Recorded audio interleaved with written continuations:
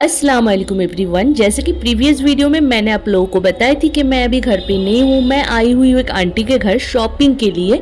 तो आज हमारा पूरा शॉपिंग कंप्लीट हो गया और आज हम घर भी जाने वाले हैं। तो आज मैं और मेरी सासू अम्मी दोनों घर जाने वाले हैं। मेरे नंद अभी नहीं जा रही है हम लोगों के साथ क्योंकि उसकी तबीयत थोड़ा सा खराब है। और यहाँ पे मैं और अम्मी दोनों रोजे में हैं और हमारी ट्रेन है शाम की 6 बजे। तो हमें इफ्तारी जो है ना ट्रेन में ही करना है, इसीलिए इफ्तारी के सारे सामान मैं काट के तैयार कर रही थी और उधर आंटी हमारे लिए खाना बना रहे थे क्योंकि खाना भी हमें पैक करके लेके जाना है। सच बोलूं तो मेरा खुद की तबीयत इतना खराब लग रहा था कि मैं क्या बताऊं। एक तो रोजे में मुझसे चला नहीं जाता है और ऊपर से मतलब कहां से कहां मैं आ गई शॉपिंग के चक्कर में।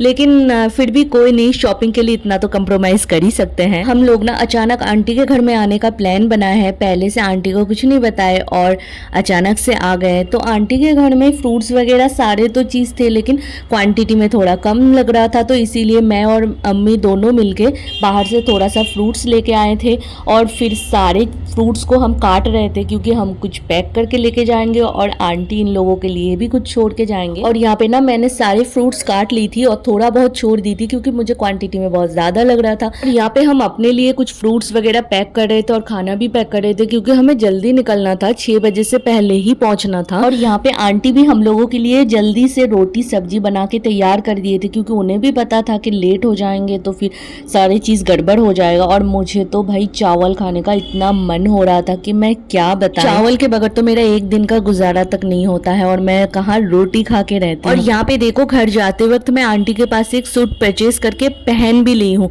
ज्यादा दिन तक अगर मैं यहाँ रुकूंगी ना तो मुझे तो लगता है कि आंटी के सारे शॉप के सारे कपड़े मैं ही परचेज करके घर लेके जाने वाले हैं। ऑलरेडी मैं यहाँ पे इतने कपड़े खरीद ली कि बैग उठाना ही भारी पड़ रहा है हम दोनों का। तो यहाँ पे बहुत इंतजार करने के बाद एक रिक्शा मिला जो कि डायरेक्ट हमें स्टेशन तक छोड़ने वाले हैं।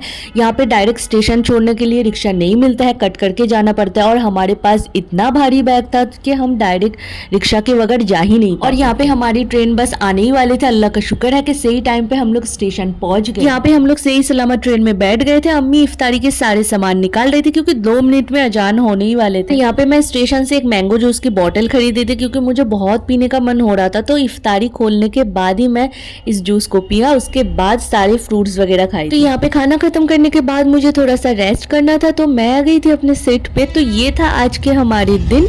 फिर मिलते एक नए ब्लॉग के साथ।